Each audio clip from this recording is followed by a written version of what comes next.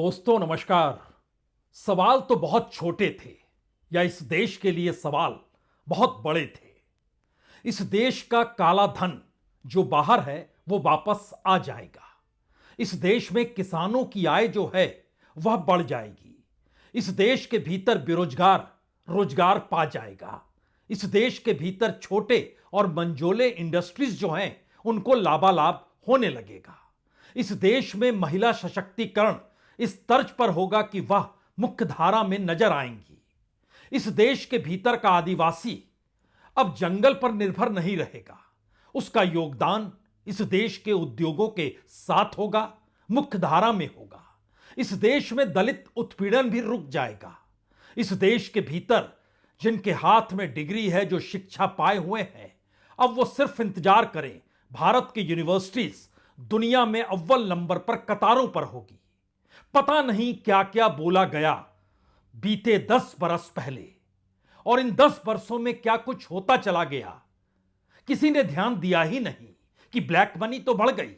यहां तक कि स्विस बैंक के आंकड़ों ने भी बतलाया, जी 2012-13 में जो ब्लैक मनी थी उससे लगभग 75% ज्यादा पैसा स्विस बैंक में आ चुका है। किसी ने इस दौर में परखा नहीं कि किसानों की आय जो इस दौर में खेती करते वक्त जो पैसा लगता है उसकी तुलना में अब बीते 11 वर्षों में कम हो गई है। किसी ने परखा ही नहीं कि कर्ज लेते लेते भारत उस लाल लकीर तक पहुंच गया है जहां पर वर्ल्ड बैंक और आईएमएफ को कहना पड़ रहा है आपकी जीडीपी से ज्यादा तो कर्ज हो गया, अब उसके बाद कौन सा रास्ता कैसे बचेगा। किसी ने नहीं परखा कि भारत की करेंसी डूब रही है। किसी ने नहीं याद किया कि भारत का शेयर बाजार उन पैसे वालों के लिए है जो कि इस देश में सत्ता से नेक्सस करके पैसा कमाते चले जाते हैं। किसी ने ध्यान ही नहीं दिया कुछ, और कमोवेश हर वो परिस्थिति जो 11 बरस पहले गूंज रही थी मौजूदा वक्त में कहीं ज्यादा विकट होकर सामने खड़ी हो गई है।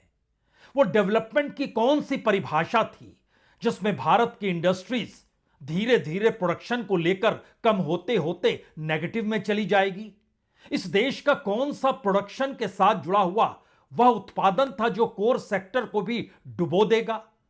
वो कौन सी परिस्थिति थी जिसमें बैंकों का कंगालियापन कुछ इस तर्ज पे नजर आने लगा कि आज की तारीख में उनके पास लिक्विडिटी तक नहीं है। वो कौन सी परिस्थिति थी जिसमें भारत की जनता का पैसा जो बैंकों में है, जो एलआईसी में है, वो इस देश के बड़े बड़े कॉरपोरेट हाउसेस के नेटवर्थ को बढ़ाने और शेयर मार्केट के गिमिक में लगा दिया गया। किसी ने ध्यान दिया नहीं। ध्यान था 2-3 बातों पर, धर्म की राजनीति, जाति की राजनीति। इस देश के भीतर जो ऊंची जाति और निचली जाति है उसके भीतर कौन सी मोटी लकीर कैसे खींची जाए, और इन तमाम परिस्थितियों में भावनाओं को दरकिनार करते हुए जब इस देश के भीतर यह भी आवाज आई, अच्छा इस देश के भीतर मुसलमान है, हमें उनका वोट नहीं चाहिए। सुप्रीम कोर्ट के फैसले आए, सुप्रीम कोर्ट का फैसला हम लागू नहीं करेंगे। हर कोई तो उसी दिशा में बढ़ता चला गया जहां लगा कि 11 बरस पहले जो राजनीतिक सत्ता आई थी वो हमारे साथ खड़ी है, और हमारे घर के भीतर जो धन धान्य है, जो भावनात्मक तौर पर एक आस्था के प्रतीक इस देश के भीतर चलते हैं, सब कुछ हमारे साथ रहेगा। लेकिन एक झटके में जब चीजें धराशायी होने लगी तो ना तो बाजार की अर्थव्यवस्था बची, ना ही अंतर्राष्ट्रीय संबंध बचे, ना ही चीन दुश्मन है बावजूद इसके उस पर निर्भरता 125 बिलियन डॉलर तक की व्यापार घाटे की हो गई। कुछ भी नहीं बचा, और होते होते बात तो अब यूनाइटेड नेशन में पाकिस्तान के साथ खड़े होकर अपनी अंदरूनी राजनीति को साधना भी है और अंतर्राष्ट्रीय तौर पर मैसेज भी देना है। तमाम परिस्थितियों के बीच दुनिया के बाजार से जो भी लाभ मिलता चला गया, सरकार उस लाभ को उठाते चली गई। जनता को कोई लाभ नहीं मिला। रूस से तेल सस्ता मिल रहा है तो जनता को उसका लाभ नहीं मिलेगा। वो लाभ सरकार का होगा, गवर्नमेंट का होगा, उसके प्रचार प्रसार पर होगा। यानी सरकार के ऊपर होने वाली रकम जो है वो बढ़ती चली गई। उसको संभाले हुए सरकारी कर्मचारियों को भी किसी ना किसी रूप में पैसा देना चाहिए, देते चले गए। लेकिन इस दौर में कैसे कैसे चीजें ध्वस्त होती चली गई, और उस पूरी प्रक्रिया के दौरान यह देश मौजूदा उस राजनीतिक सत्ता के साथ खड़ा था जो आज उसी जनता के कटघरे में है, जो जनता तालियां अभी तक बजाती रही। यह परिस्थिति कैसे, कब, किस रूप में खड़ी हो गई, कोई समझ ही नहीं पाया। सनातन शब्द निकल कर आया। ऋग्वेद का अध्ययन कर लीजिए, सामवेद का अध्ययन कर लीजिए, तमाम वेदों का अध्ययन कर लीजिए। सनातन शब्द को लेकर राजनीतिक तौर पर जो भी परिभाषा गढ़ी गई वो सिर्फ राजनीति को लाभालाभ देने वाली लगने लग गई। इस देश के भीतर डिग्रीदारी और जातीय समीकरणों के आश्रय इस देश में रोजगार कैसे खत्म हो गए। जो बैंकों का विलयीकरण हुआ, उस बैंकों के विलयीकरण में इस देश के भीतर लगभग 3.5 लाख नौकरियां एक झटके में कम हो गई। किसी ने कोई ध्यान नहीं दिया। सरकारी नौकरियां आज भी कई जगहों पर खाली पड़ी है, रिक्त पड़ी है, लेकिन कोई आवाज कहीं होती नहीं है। वो सवाल दलितों को लेकर, खाले रोजगार को लेकर हो, एससी एसटी को लेकर हो, इस देश के भीतर सेंट्रल यूनिवर्सिटीज में हो, एम्स के भीतर हो, यहां तक कि आईआईटी के भीतर हो, यहां तक कि इस देश के भीतर सरकारी महकमों में भी जो रोजगार आरक्षित है उस पर भी किसी को ध्यान गया ही नहीं कि वहां पर तो पहले भर दें। कुछ भी नहीं। एक ऐसा वातावरण, एक ऐसी मोटी लकीर जो खींच दी गई। और अब जब वह कटघरे में है, मौजूदा सरकार कटघरे में है, तब यह सवाल उन्हीं लोगों के सामने अब बड़ा हो चला है कि अब क्या करें। जिनके पास पैसा था, पिछले हफ्ते शेयर बाजार में 21 लाख करोड़ रुपए डूब गए। इस देश के भीतर एफडीआई जो फॉरेन इन्वेस्टमेंट है कम हो रहा है, लेकिन सरकार को लेकर कहे तो कौन कहे। इस देश के भीतर छोटे मंझोले इंडस्ट्री से लेकर हाथों में डिग्री लिए हुए रोजगार पाने की तलब के साथ सड़कों पर विरोध, इन सब के बीच पेपर लीक एक इंडस्ट्री में तब्दील हो गई जो राजनीतिक तौर पर देश की सरकार को लाभ दे रही थी, पॉलिटिशियंस को लाभ दे रही थी। तो क्या अब इस देश में संत समाज दुखी है? क्या इस देश में जो सनातन परंपरा के आश्रय और धर्म के आश्रय जो शंकराचार्य की मौजूदगी थी, अब राजनीतिक सत्ता उससे भी दो दो हाथ करने निकल पड़ी है? इस देश के भीतर स्वर्ण समाज के भीतर इस बात को लेकर गुस्सा है कि हम तो आपके ही वोटर थे, आप ही ने हमको एक झटका दे दिया। इस देश के भीतर जब दलित और पिछड़ों को लेकर विपक्ष की राजनीति संविधान के आश्रय उन्हें मुख्य धारा में लाने की कोशिश कर रही थी, तो उस वक्त कौन सा स्वर्ण समाज और कौन सी इंडस्ट्रियलिस्ट और कौन सा नेक्सस और कौन सा पैसा इस देश को लगातार बांट रहा था।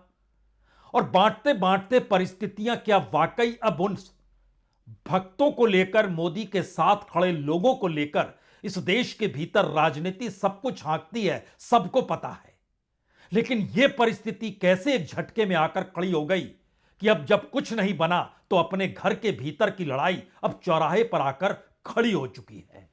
तो बात आज इसी की हो रही है और इस बात को आपके सामने रखा जाए। सबसे पहले जिसको लेकर इस देश के भीतर स्वर्ण समाज के भीतर गुस्सा है, ऊंची जातियों के भीतर गुस्सा है, उसका मजमून 13 जनवरी को सामने आया। जी, एक तस्वीर तो उसकी देख लीजिए।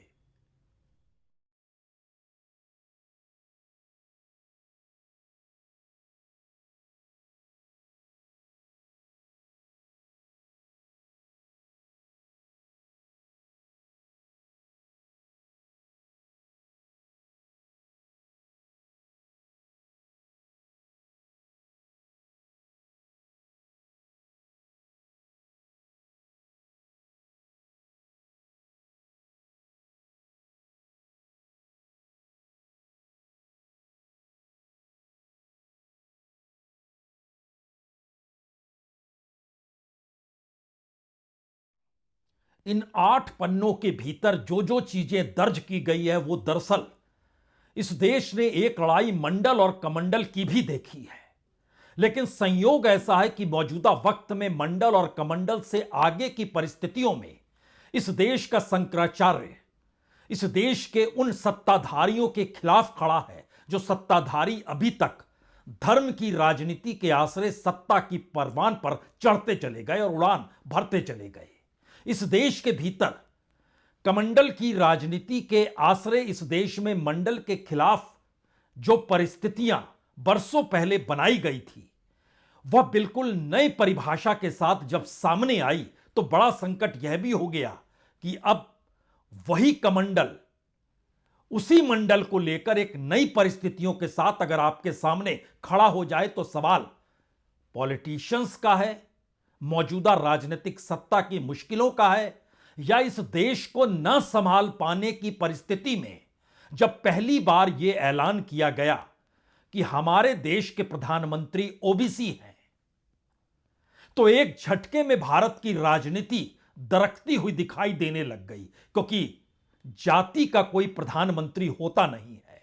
ठीक उसी तरीके से इस देश में किसी पॉलिटिकल पार्टी का कोई चीफ जस्टिस होता नहीं है।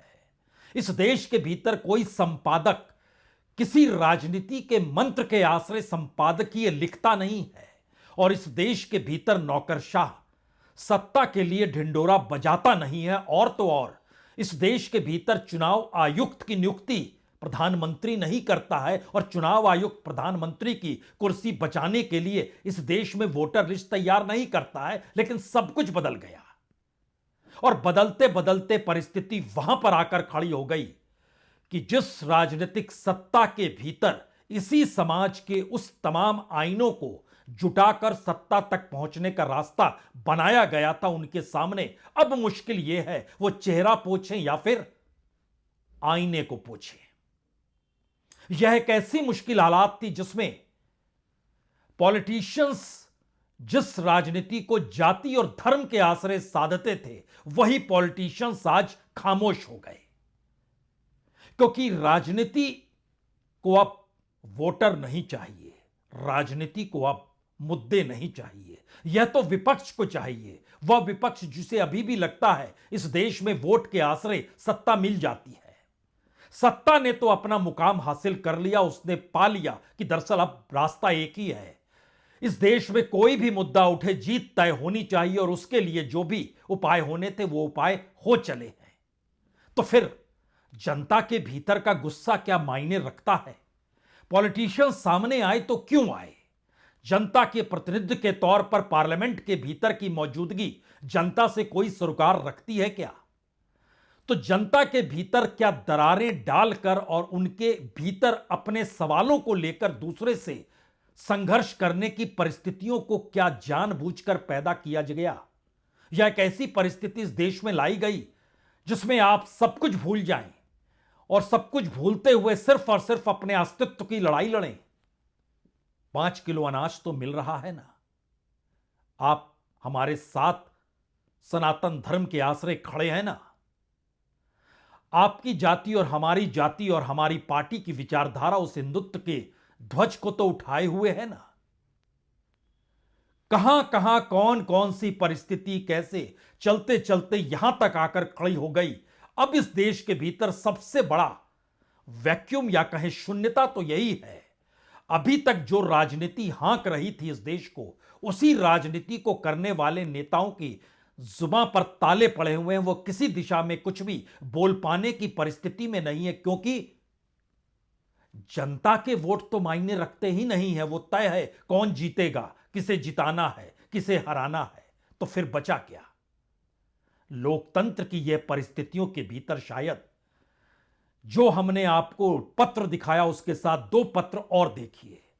2 अधिकारी, एक सत्ता के खिलाफ है, एक सत्ता के साथ है। एक बरेली का मैजिस्ट्रेट है और दूसरा अयोध्या में डिप्टी जीएसटी कमिश्नर है। एक कह रहा है सत्ता पर जो शंकराचार्य हमला कर रहे हैं वो उनसे बर्दाश्त हो नहीं पा रहा है, ये अयोध्या के डिप्टी जीएसटी कमिश्नर हैं। और एक बरेली के मैजिस्ट्रेट कह रहे हैं शंकराचार्य के साथ ऐसा होगा हमने तो सोचा नहीं था। दोनों के ही पत्र देख लीजिए, दोनों ने पत्र लिखे। मैजिस्ट्रेट ने हाथ से लिखा, जीएसटी डिप्टी कमिश्नर ने टाइप किया। गजब की परिस्थितियों के बीच एक ऐसा वैक्यूम होगा, देख लीजिए पहले।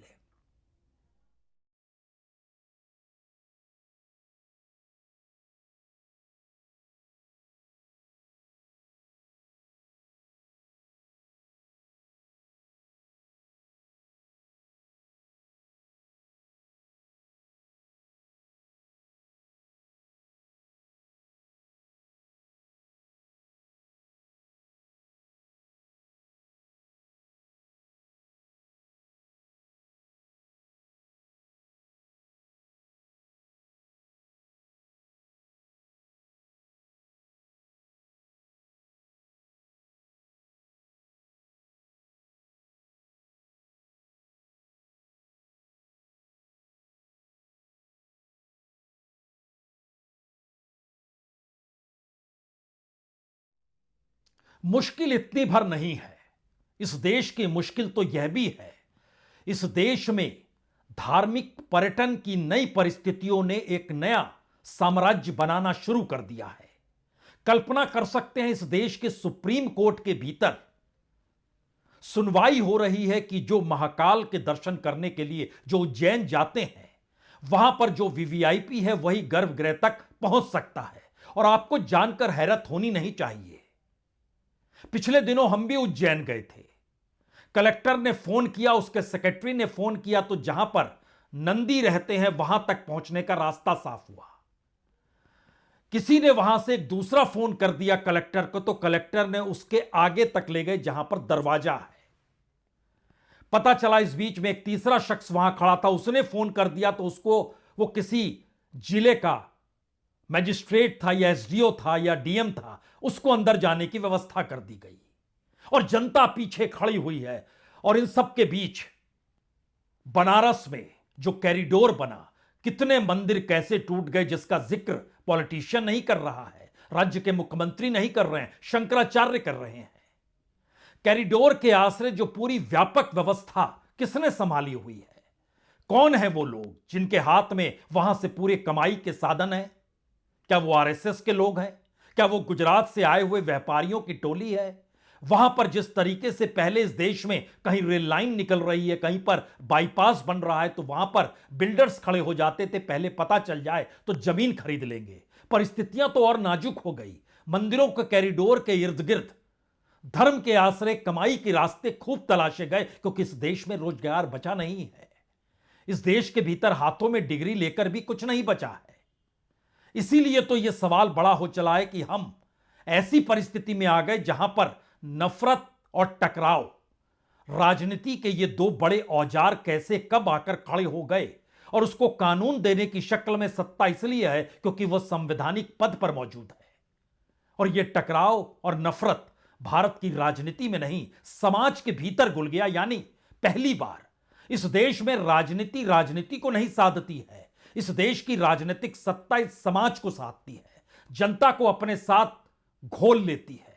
और फिर यह सवाल बड़ा हो जाता है कि इस देश की राजनीति समाज का हिस्सा हो गई, लोगों के घरों के भीतर वो नफरत और टकराव की परिस्थितियां पहुंच गई। और बात होते होते जिस यूजीसी का जिक्र हो रहा है, आज उसमें शिक्षा मंत्री सामने आए, लेकिन दूसरी तरफ देखिए कोई पॉलिटिशियन अभी भी नहीं कुछ कह रहा है।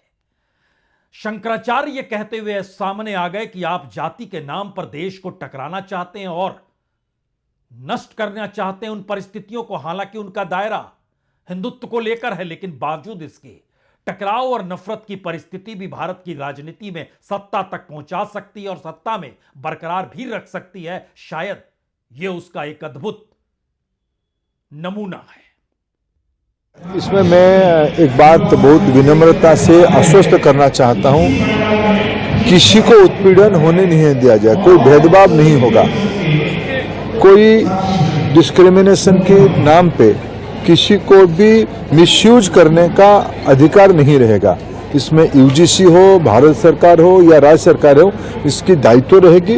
मैं आश्वस्त करता हूं, उसको जो व्यवस्था हुई है, भारत की कुछ भी व्यवस्था हो, संविधान की परिधि के अंदर होगा। और ये जो विषय आई है, ये तो सुप्रीम कोर्ट की निगरानी में व्यवस्था है। इसमें आश्वस्त मैं फील करना चाहता हूं, कोई भी किसी के ऊपर भी अत्याचार या किसी को भी भेदभाव नहीं किया जाएगा। कोई जाति अन्यायी होती है, व्यक्ति अन्यायी होता है। जाति तो हर जाति में सज्जन लोग होते हैं, हर जाति में दुर्जन लोग होते हैं। व्यक्ति अन्यायी होता है, कोई जाति न्यायी अन्यायी नहीं होती है। आप एक जाति को दूसरी जाति के खिलाफ खड़े कर रहे हो, ये कितना अविचारित कदम है आपका। इससे हिंदू धर्म की बहुत बड़ी क्षति संभावित है। इसलिए इस कानून को तुरंत वापस लेना चाहिए। देश के शिक्षा मंत्री जिस बात का जिक्र कर रहे हैं, उसी शिक्षा मंत्री के जरिए इस सरकार के भीतर यूजीसी का सवाल तो आया ही होगा। इसी देश के भीतर शंकराचार्य को राजनीतिक भाषा क्यों बोलनी पड़ रही है? इस देश की राजनीति कहां पर खो गई? क्या हर किसी को हर बात का डर है? जरा इसकी उस गंभीरता को अब समझने की कोशिश कीजिए। यह समझना अब इसलिए भी जरूरी है क्योंकि भारत की अपनी आर्थिक, सामाजिक और राजनीतिक परिस्थितियां इस देश को किस मुहाने पर लाकर खड़ा कर चुकी है, यह तो समझना ही होगा। जो भारत का किसान है, उसकी जो कमाई होती थी और उसकी कमाई के पीछे जो उसका उत्पाद पर पैसा खर्च होता था, संयोग से जो जीएसटी और बाकी टैक्स के जरिए, चाहे वो बीज हो, चाहे वो खाद हो, चाहे वह मोटर हो जो पानी जमीन से निकालने के लिए रखी जाती है, चाहे वो ट्रैक्टर पर सामान लाद के मंडी तक ले जाना हो, इन तमाम परिस्थितियों में लगभग 2014 के बाद से 37% का एक एवरेज इजाफा हुआ है और एवरेज कमाई जो बढ़ी वो लगभग 20% बढ़ी है। यानी -13% अभी किसान को 2013 की तुलना में घाटा ही है। 2013-14 से लेकर जो इस देश का दिहाड़ी मजदूर था, दिहाड़ी मजदूर की कमाई और इस देश में प्रवासी मजदूर जो थे, वो जो गांव से निकलकर जानते थे, दोनों की परिस्थितियां कैसे बदल गई। प्रवासी मजदूरों की संख्या में लगभग 29% का इजाफा हो गया। वो दूसरी जगहों पर रोजगार के लिए जाने लग गए। इस दौर में जो आवाजाही की व्यवस्था थी, जो कि आप कह सकते हैं जो पैसा खर्च आवाजाही में होता है, वो रेलगाड़ी का किराया हो, बस का किराया हो, पेट्रोल डीजल की कीमत हो, किसी भी चीज का जोड़िएगा, उसकी अपनी जिंदगी के भीतर लगभग 53% का इजाफा हो गया। उसकी जो अपनी कमाई थी वो 17% से आगे बढ़ नहीं पाई। उसके बाद वो रुक गई, यानी परिस्थितियां समाज की और नाजुक हो गई। जिसकी कमाई रोजगार पे तय थी और रोजगार कुछ हद तक निश्चित था, उसको जो बचत करता था, वो कल तक बचत अगर 100 रुपए कर रहा था तो अब वो बचत करने की परिस्थितियां उसके घर के भीतर 22 रुपए पर आकर खड़ी हो गई है। पैसा भी नहीं बच रहा है। और इन परिस्थिति के भीतर जब हम कोर सेक्टर और मैन्युफैक्चरिंग सेक्टर और रोजगार का जिक्र करते हैं तो उसकी दूसरी स्थिति यह है, हर बरस जितनी बड़ी तादाद में इस देश में लोग ग्रेजुएट होते हैं 2013-14 में, उनमें से या तो ऑर्गेनाइज्ड या अनऑर्गेनाइज्ड सेक्टर में जो काम मिल जाता था, वो काम मिलने का तरीका लगभग 53% तक होता था। 43% को काम नहीं मिलता था। अब मामला उलट गया, 63% को काम नहीं मिलता है, 37% कुछ इधर उधर कर लेते हैं, यानी जिनको काम नहीं मिलता है उसमें भी लगभग 20% का इजाफा हो गया। और जो नौकरियां चली आ रही थी, जो सरकार के सोशल सिक्योरिटी पर रहती थी, उसमें भी कटौती होती चली गई और सोशल सिक्योरिटी अब आपस में उस स्थिति में आ गई जहां पर आप कॉन्ट्रैक्ट वर्कर में तब्दील हो गए। और यह सरकार ने नेशनल लेवल पे लागू कर दिया, यानी सरकार के अधीन जो कर्मचारी थे, अब उसमें से भी लगभग 69% कॉन्ट्रैक्ट में चले जा चुके हैं। नया कोई भी परमानेंट नौकरी के साथ आने की परिस्थिति सरकार के पास है नहीं। अब इस परिस्थिति में सोचिए, एक समझौता आज हुआ यूरोपीय यूनियन के साथ। जो कीवी और अमरूद है 33% लगता था, उस पर टैक्स अब 10% लगेगा। भारत के बाजार में जो बिस्कुट आते थे, पेस्ट चॉकलेट आते थे, जो जानवरों के खाने का सामान आता था, वो 50% लगता था। जो प्रोसेस फूड जिसको कहते हैं, प्रोसेस फूड में अब 0% लगेगा। जो वेजिटेबल ऑयल और ऑलिव ऑयल था 45% टैक्स लगता था, अब 0% लगेगा। गाड़ी और शराब छोड़ दीजिए, वो तो सस्ती हो गई, उसमें तो वो तबके के पास पैसा मौजूद है। लेकिन इन जनरल जब आप उस स्थिति में आकर खड़े हो रहे हैं जहां पर आयरन और स्टील से जुड़े सामानों का जिक्र होगा, तो कल तक 22% टैक्स था, 0%। आप कहेंगे देखिए सरकार ने टैक्स कम कर दिया, सवाल ये नहीं है। कल तक स्वदेशी का नारा था, वोकल फॉर लोकल था। यानी मौका परिस्थिति, इन परिस्थितियों के भीतर मंदिर देखा जाए, शंकराचार्य को देखा जाए, आरक्षण की परिस्थितियों के भीतर व्यवहार को देखा जाए, यूजीसी को देखा जाए, किसी भी दिशा को आप जब टटोलना इस दौर में शुरू कीजिएगा तो आपके दिमाग में सिर्फ एक ही सवाल होगा,